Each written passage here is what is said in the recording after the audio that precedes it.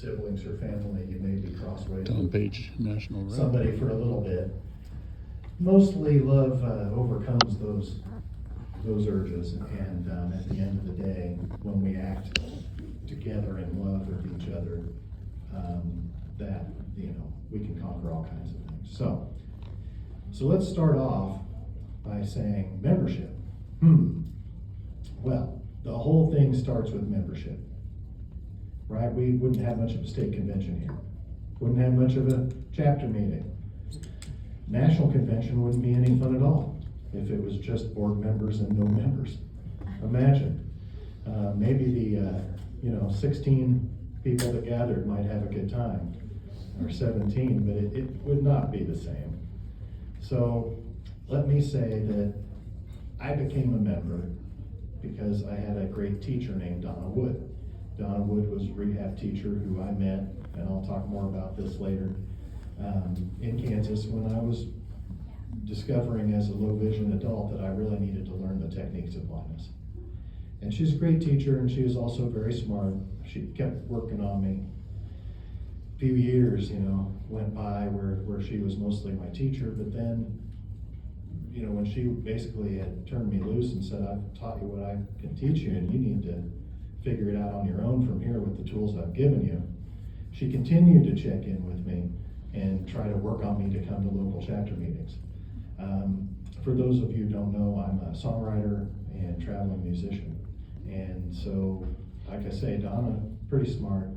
She finally called me up and said, we've got a party, we have a little bit of money, would you come and play at the event?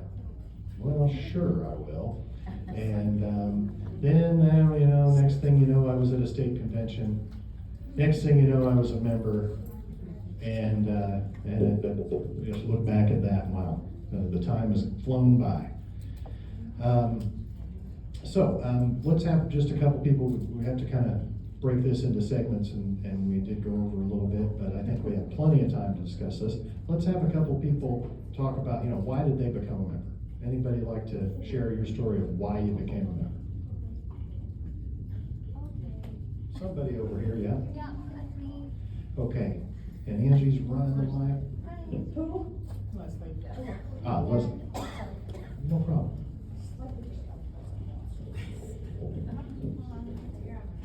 Alright. Hi everyone, it's Leslie. I joined the NFB after I won a state scholarship. This was 10 years ago now. And I had just transitioned from the community college in California that I went to, came up here because I met a boy. Went to Boise State, but while I was at Boise State, our accessibility resource coordinator was a member of the NFB, and he forwarded the scholarship application to me.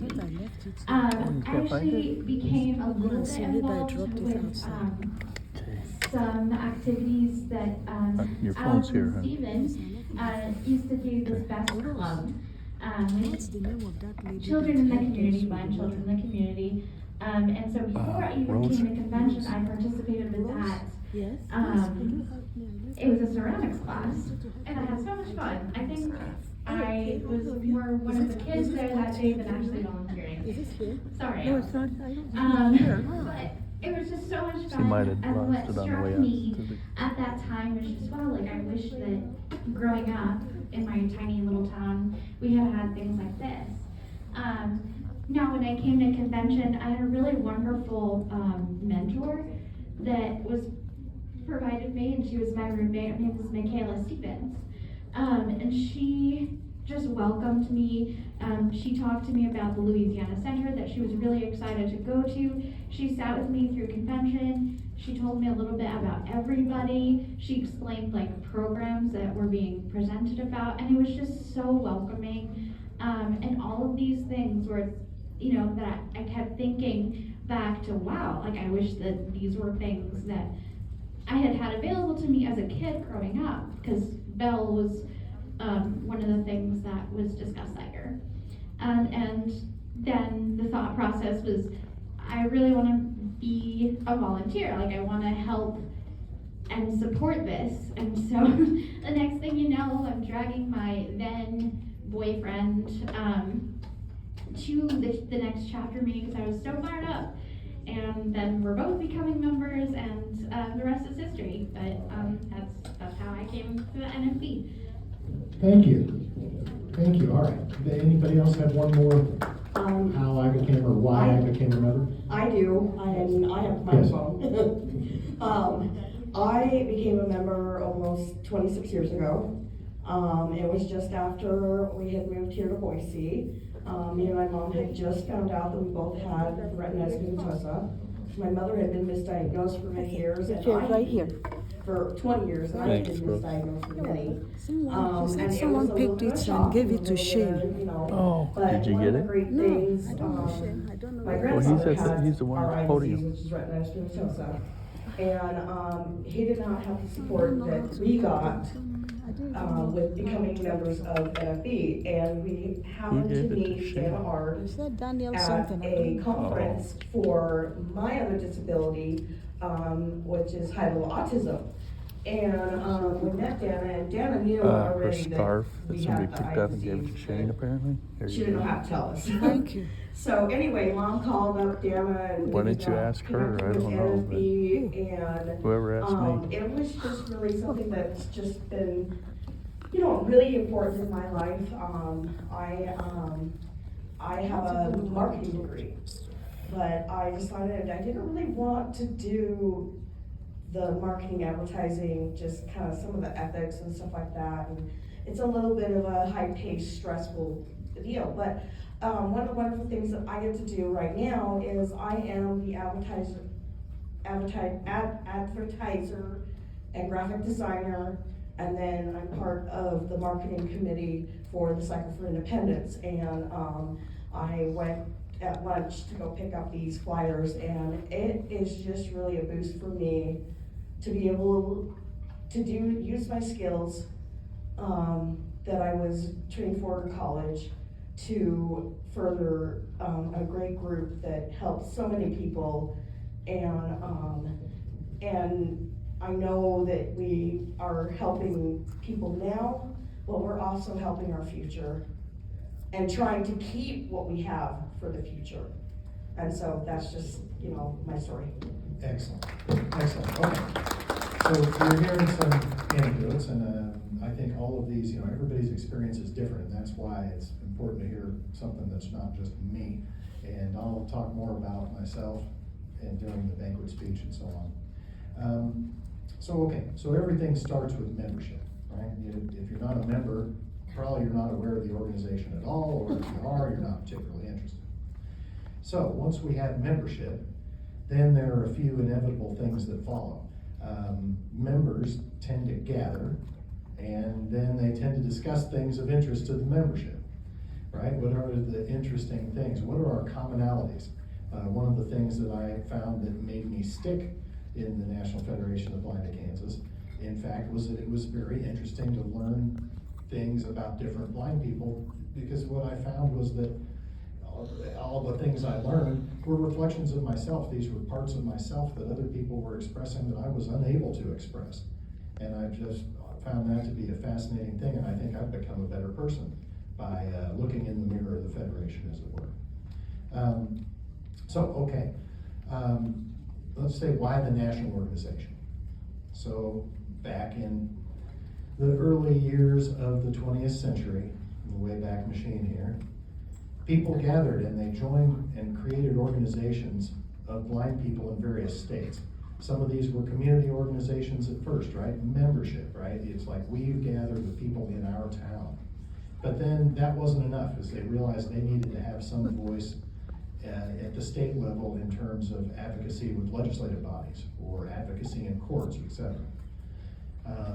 In 1947, states gathered in Wilkes-Barre, Pennsylvania, and formed what we now have as the National Federation of the Blind. And that was in response to the growing understanding or realization that in fact we needed to have a unified national voice to be able to do advocacy in the US Congress and in federal courts and et cetera. So, painted a picture now where we have membership at the local level, membership at the state level, and membership at the national level. So, how these things interact is one of the things we're supposed to discuss here, and this will open us up for more here. So, sometimes I think a lot of people imagine, because our organization is hierarchical, that the way it works is somebody in Baltimore says this is how it is, and that flows downwards to state presidents and boards, and that flows downwards to chapters and chapter boards. Some ways And that that's everything true. is a top-down sort of affair. And why I wanted to start with the word membership, and I'm so glad that the title started with the word membership on this to cue me up, is that I don't think it does work that way. I think there is a conveyor or a cycle, if you will.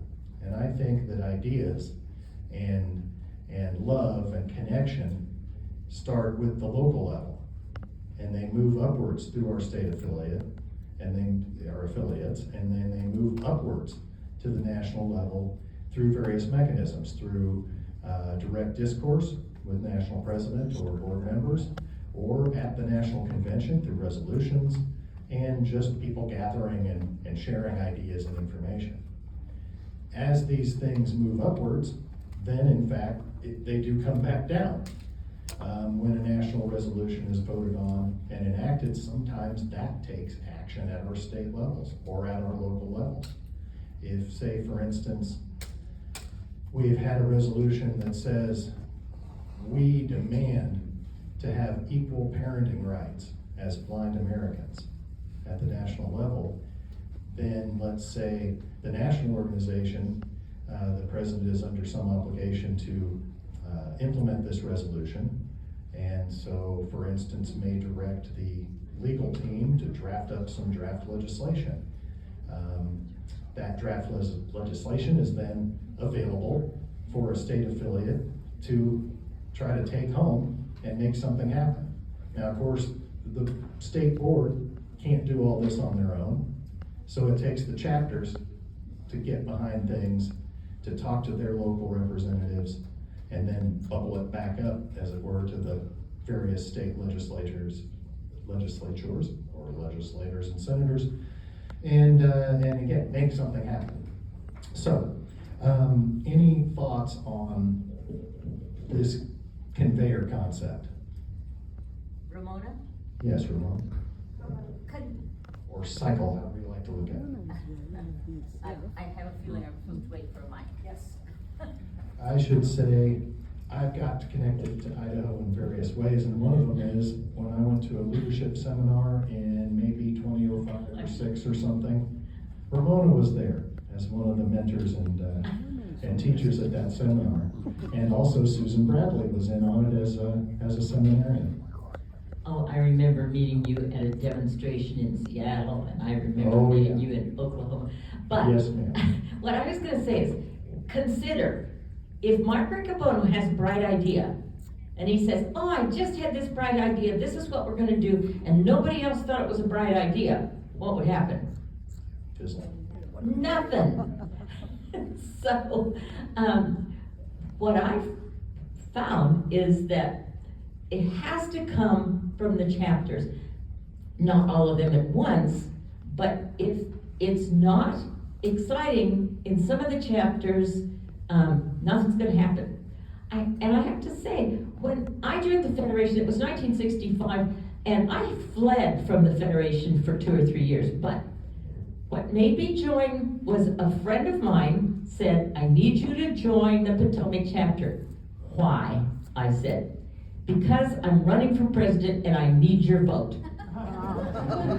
Well, he asked me to do something that was small enough that I could do it, it didn't scare me, and I knew he would be a better president than the guy who was in there. So we have to consider with our new members what they can do, what they're ready to do, and try to fit them in the right spot. If we make a mistake, we try again. Absolutely. So, I guess let's have one more if there are any more thoughts on this. upwards from the membership concept. Stand up if you want to talk so I can see you better. I'm short. As my great friend Carla McQuillan would say, I don't know your name. I know you know mine, but it would be useful if you introduce yourself. Hello, so Yes. my husband and I are new members, and sometimes it's scary becoming a new member, because then you don't know what you can contribute. But then you can see what other people have done, and it comes back and then you get to know more about what you can then contribute. So I can see the cycle in that. Thank you. Thank you. So let's get a little deeper in here with the rest of our time into, okay, so we talked a little, I've mentioned a little bit that of course state affiliates contribute members to come to the national convention, right? Chapters and affiliates often even provide grants or assistance to get people to the national convention. The national convention, as much as the state convention is the supreme authority of the state affiliate, the national convention is the supreme authority of the national organization. So as I started with, if nobody shows up at the convention, we've got a problem on our hands. So mostly it is idea power and people power, just every single individual working in concert, right? The old concept that if you just have a tea kettle, when it boils, the steam escapes, and you hear a pleasant whistle.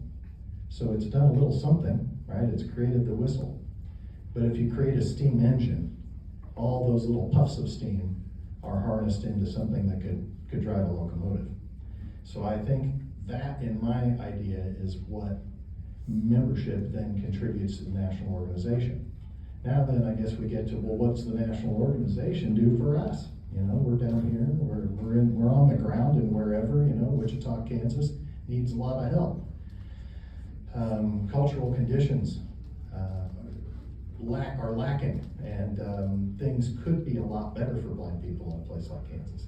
So what does the national organization provide?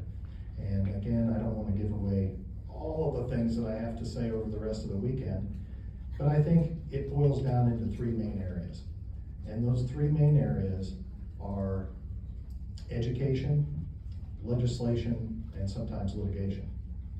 Education is very broad, right? But so, do you know a blind person, right? This is a pamphlet that we had for a long time, and where did those come from, right? If you found one of these pamphlets, or if you were giving them out to other people who you thought maybe would be members, well, they came from the national organization. The Brown Monitor, right? We're educating ourselves and the outside world through the print medium.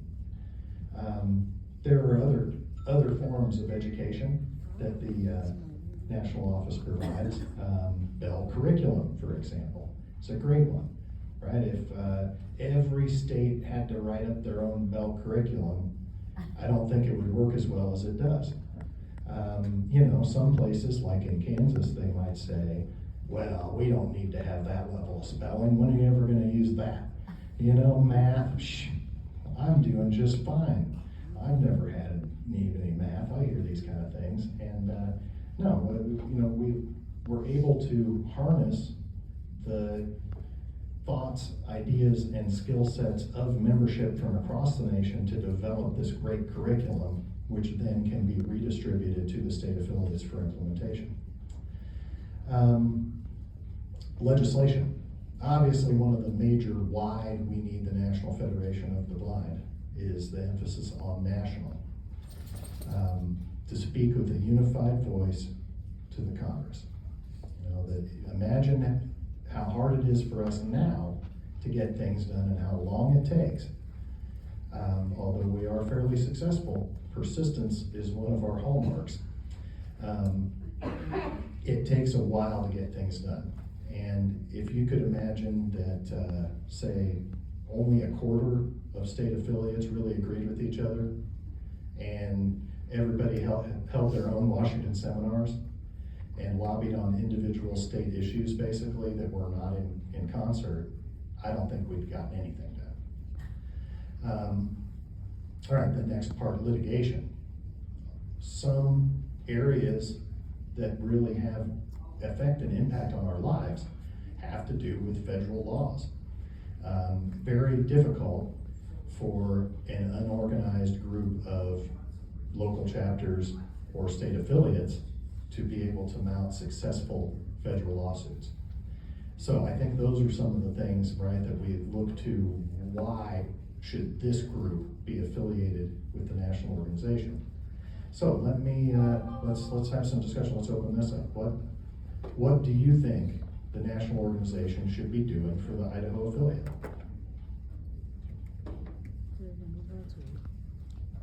Anybody? Sending us a representative for our convention. Hey, all right, that covered, huh? I was gonna say, apparently, I have to report to President Riccoboni, national organization is doing a fantastic job. The people of Idaho want nothing more. Getting everything they desire. But no, really, what other things can you think of you would like? Yes. I think that, making sure, like, with our state, the Idaho Commission for the Blind, Visually Impaired, the state has had a proposal to mush everything together and to not have, you know, we're constantly having to fight to make sure that they don't take away the Oh, just a moment here. I was trying to stream here. one entity of the Idaho Commission for the Blind. Gotcha. And so support from the national. I got it. I imagine is what we're wanting there, right? Yes, support, to make sure that that is more. Gotcha. What other things? Anybody else have ideas on what the national organization could be doing further to empower the Idaho affiliate? Yes? Hi, I'm TJ. Hi, TJ. Hello. Thank you for this training work, bud. Yeah, no problem. It's fun. I think that one of the things, even though we may not have a dedicated answer now, is to be a resource, because there are 49 other states plus the District of Columbia. One of them may have encountered a situation similar enough to ours, so that there can be a networking opportunity to help us with a situation that we may not even know we need help with yet. Excellent. That's an excellent answer. And I think that answer is very obvious when you go to the national convention and you look at the various divisions. That's right, what are divisions? Well, they didn't really come into existence because somebody in Baltimore said, I think we need a parents division. That'd be a good idea. Let's put that on paper. Let's see what happens. I think it's because really people come together at convention and they have like ideas or dislike ideas, depending, but that their interchange on those ideas leads to the idea of, you know what, we could, under the auspices of the national organization, have a division that focuses on, you know, fill in the blank, piano tuners, social workers, you know, parents, etc. Performing arts, you know, that's my particular division of interest. Okay, so let's flip the coin on this again and say, what else can affiliates do to help support the national organization? Come on, Joe. Well, he changed the questions. Oh, Oh, sorry, no, we can pause on that for a second. here you go. Okay, hi We've got Tom, plenty I'm to- Joe, and Yes, I sir. would like help from the national office about how to raise money in our chapter and in our affiliate. Because the bike ride that we do is a hot and cold thing, and I would like to know how other states are actually raising money. Oh, gotcha. So you'd like just more information and Yep. support regarding fundraising? Yes. Okay, excellent, excellent. Okay, anybody else on what should or can or you would like from the national organization to support the affiliate? Continue litigation as far as avoiding medical service dogs. Okay, hang on, we're gonna have you sit on the microphone so we'll do this straight. Continue the litigation with Uber and Lyft as far as service dogs. Ah, yes. And then continued advocacy as far as, using buying work expenses, and working as far as the SSDI. Oh, yes, okay, great ones, and let's say, I think in the, the continuing part, indicates that you're aware these efforts are underway. Historically, issues revolving around Social Security Administration were part of the drivers for the original why the Federation question. Because obviously if we're going to advocate in the realm of SSI and SSDI, we have got to be a unified national voice to make that happen, and certainly we are continuing. To get to the Uber and Lyft part, there are some interesting levels to that. So obviously there are federal laws that protect us from discrimination in certain areas, including areas of public accommodation, which is a phrase from the ADA. And since the adoption of ADA, this is a thing that has gone through a lot of litigation on what is a place of public accommodation. Does someone's private automobile count as a place of public accommodation? I think the answer is resoundingly yes. If you are soliciting payment for rides in that automobile, you have now put yourself into that place. We're still working on web access rules, as you guys may be aware. Had a little setback here just recently, but what is a place of public accommodation? Is a website a space of public accommodation? I believe it is. When I want to spend money, I don't care if it's in a shopping mall, in a restaurant, in a single store, or online. To me, that is still that space, even though it's a virtual space. But okay, so now, is there anybody else on this end of the question before we flip the question? We need to keep working on Waymo and so that one day we'll drive our cars. Okay, so this is the hinge here, right here, I think. I was hoping somebody might mention Waymo and or autonomous vehicles. Let's just widen it to that. So we've established that as members, we want certain things from the national organization, and one of those things are tools, right? And advocacy tools, as it were. To have lawyers go do some federal lawsuits, let's say they win them, that's fantastic. But that does not solve all our problems. Those laws, while nationwide, do not cover some things. For instance, there is no national driver's license, right? There's no national DMV that you could go to, or tag office, or any of that. Those are all left up to the discretion of states. There's no talk in the US Constitution about these things, possibly because back in the 1700s, this was not a necessity. No one was worried about these problems then. But since it's not covered, it's left to the states. And I've lived in several states, and I can tell you it's handled very differently in some places. Kansas, for instance, where I've spent most of my life, you're an out-of-towner if you're out of county. We still have county designations on our tags. SG, go Sedgwick, that's where I'm from. But I tell you what, if you drive 15 minutes, you could be spotted as not from around here. So Butler County is a very different animal. The underpinning of that, let's say I also lived in the state of Illinois, where there were no county designations. And as I thought that through and learned a little bit, I realized it just has to do with different ways that things are administered. In Kansas, the tag revenue stays at the county level. So it's important to know who's giving out what license plate to who under what conditions. And of course, the counties want to maximize their revenue. In Illinois, that's all handled through the Secretary of State at the state level. The counties don't touch a nickel. So who cares what county you got your plate in, right? So we get to the situation of the autonomous vehicles and the Waymo. Now, I think Waymo, as a corporate entity and as an interstate entity, is subject to federal laws, clearly. And as far as I can tell, through their sponsorship of our programs, et cetera, they recognize that blind people are a stakeholder group, more than just a potential market. Somebody who has, we are people who have a very, heightened interest in autonomous vehicles. And we've been interested for a long, long time. Those of you who've been around for a while may remember that we used to have an annual report at the National Convention on the DARPA rally. That's Defense Advanced Research Project Administration rally. And this was where there was a race to see how far, or to autonomous vehicles, and I guess I'm getting ahead of it, the race of autonomous vehicles. And for many years, the winner was determined by the person who got furthest on the course. Nobody completed the course.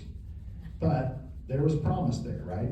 This year, somebody made it halfway around the course, like, wow, hey, this could happen someday. And now really, here we are. If you told me that this would be a reality 20 years ago, I might have thought, boy, I hope so, but 200 years maybe. Anyhow, it's here. So, Waymo, right, there, I don't think we have to worry about access with them very much. Mostly we just have to talk to them about how we want the access to look. Do we want to have the ability to honk the horn on the Waymo from our app? I think most blind people would say yes.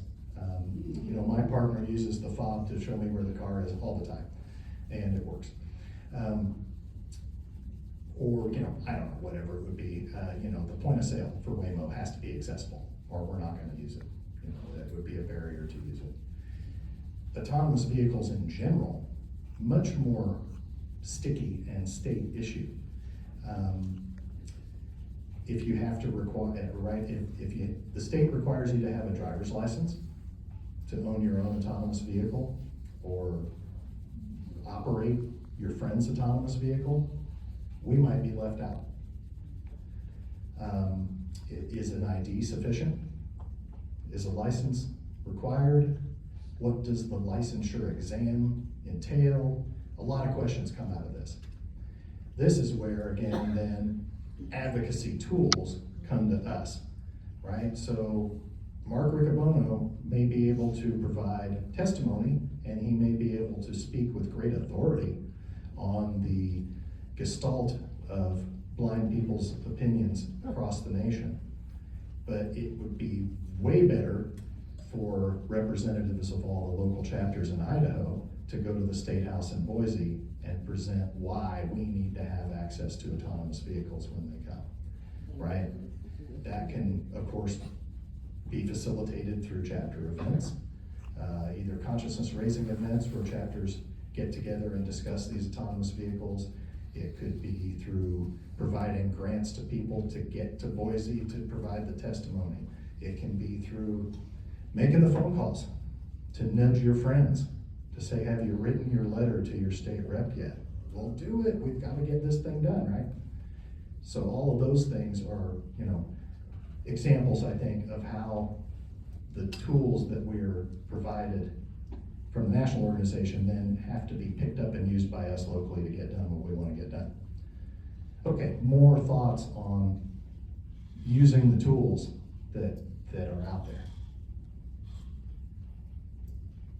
Or what more tools, Joe was getting onto this, should be created and provided to affiliates.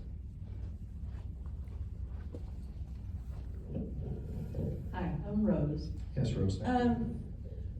One thing that I've noticed that frustrates my husband very much is that there's an inconsistency on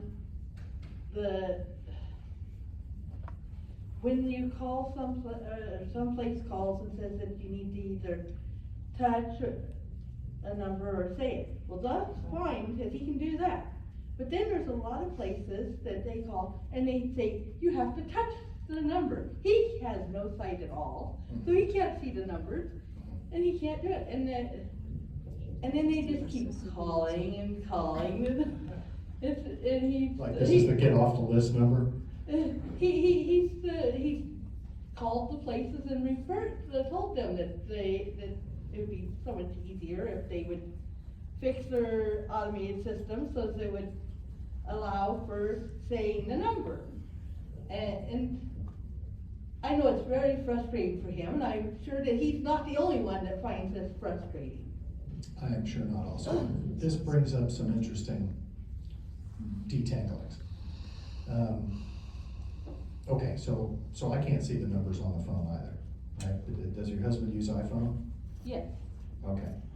And it So- doesn't always listen to him when he tries to. Yeah, the hard part, and what frustrates me is when if I get into this, okay, so I'm gonna keep that now. I don't know if that's audible to anybody.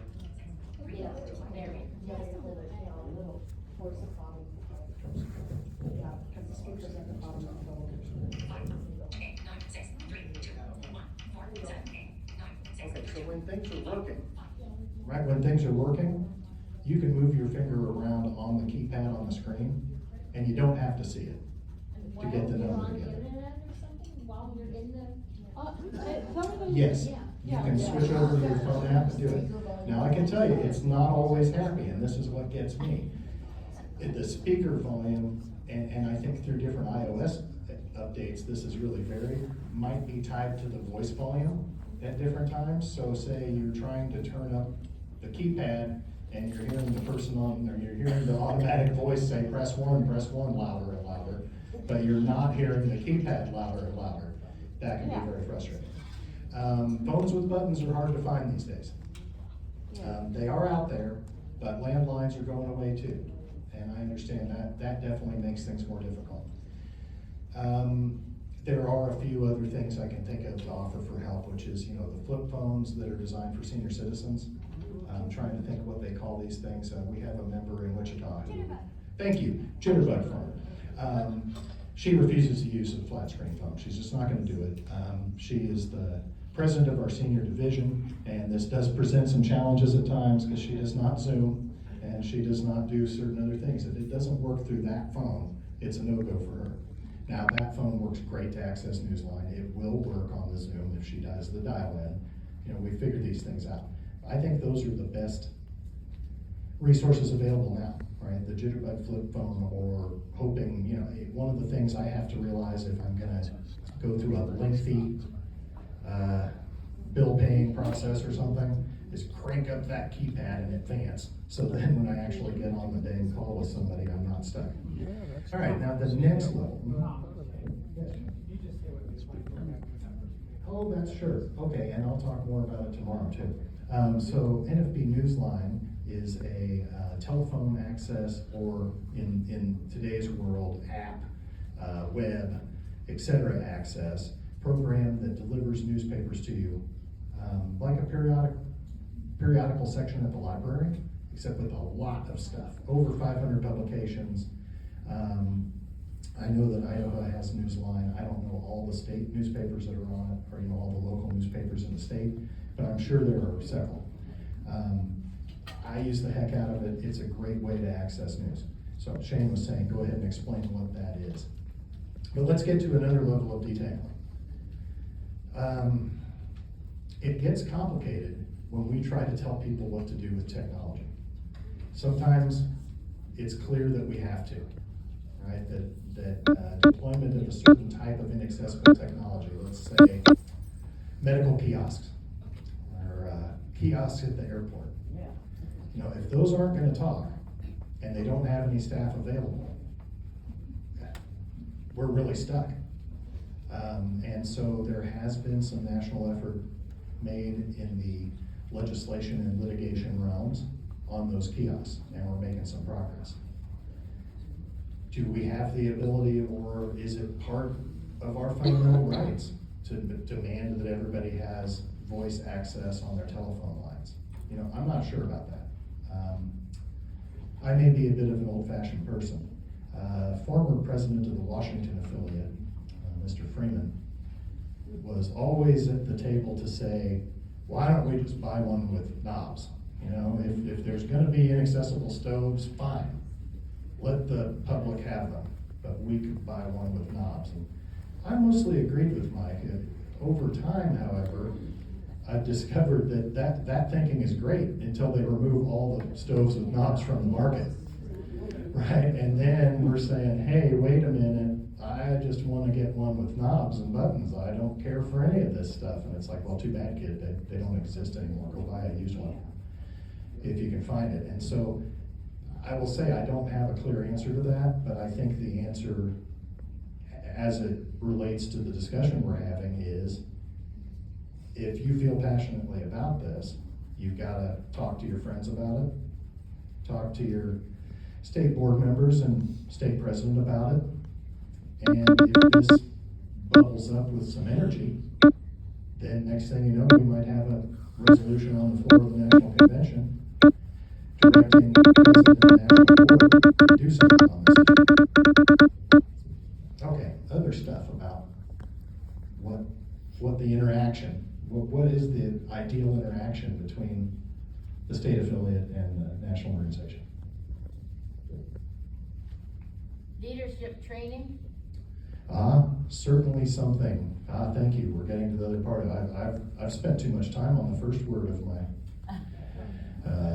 title here, which was membership, leadership. So I was alluding to, of course, leadership is necessary at the local level, right? If we just meet and we don't have, maybe perhaps in some ideal world, we could have a completely egalitarian organization where we pass the feather, everybody gets their turn to speak, and then we all disperse and individually do all the things we're supposed to do to get the job done that we agreed upon. I don't think it necessarily works that way, unfortunately, and it's cumbersome. So the way we have figured out as people to deal with this is by electing leaders. So, as I was just saying, if you can get the leadership interested in ideas, then that can create change. One of the things that the national organization definitely provides is leadership training for the state and local level. As I had mentioned, I was in a leadership seminar with Susan Bradley, and Ramona was there as well, and I learned a lot. We covered a lot of ground during that meeting, from learning about various laws that affect us to discussing really how do we get things done. And beyond that, there are other leadership opportunities that the national organization creates that allow people from local chapters and state affiliates to be involved at a different level. So to sit on a committee, for example, and to maybe be a leadership person voted in on that committee, or through one of the national divisions, to be on a board of a national division or a president of a national division is a way that people can, utilize these opportunities. And with experience, you can't help but take it home. When you've experienced well-run meetings and groups of people who get things done, I think it's a natural instinct to want to take it home and say, maybe if we did it like this, where we actually have a motion and a second and a vote every time we spend money, then we won't have 3 meetings where we argue about how we spent the money. Any other discussion on leadership or questions? Okay, it's getting quiet. Let's see how much more time we have. Oh, we're getting close. We're getting close. So let's just open the floor to general questions, and then we'll have more talk on fundraising tomorrow, I believe, on the agenda, and also then you'll hear from me in the national report and the banquet speech, which some portions of this will be reiterated. Any question of almost any kind? I'm not afraid to say I don't know. Ford? Ford. Oh, car. Hang on, microphone coming to you. Yeah. Yes. Another example of leadership I could mention is in the professional realm.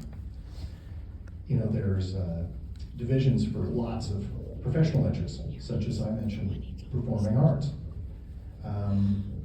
I have learned so much by going to the performing arts division meetings about how other performers get things done and how other performers advocate in circumstances in which they may have been excluded or made to be a second or third class citizen, in their jobs.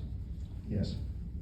Yeah, I wanted to mention something that has not been mentioned a great deal except with regard to, the videos that Ramona works on. Mhm. And that is literature. There Oh, is yes. so much that we can learn from our literature, way back. As a matter of fact, somebody came to me today, Ramona, you'll be glad to hear this, he said, I listened last night to the story you read on, from a Colonel book about the blind guy who, Let this blind guy work on my truck. yes, let Oh. this blind guy work on my truck. And that was an older, it's from one of the early Colonel books, but it's a neat story because it tells about how a blind guy who really was, he absolutely was convinced that he couldn't do anything. He had lost his,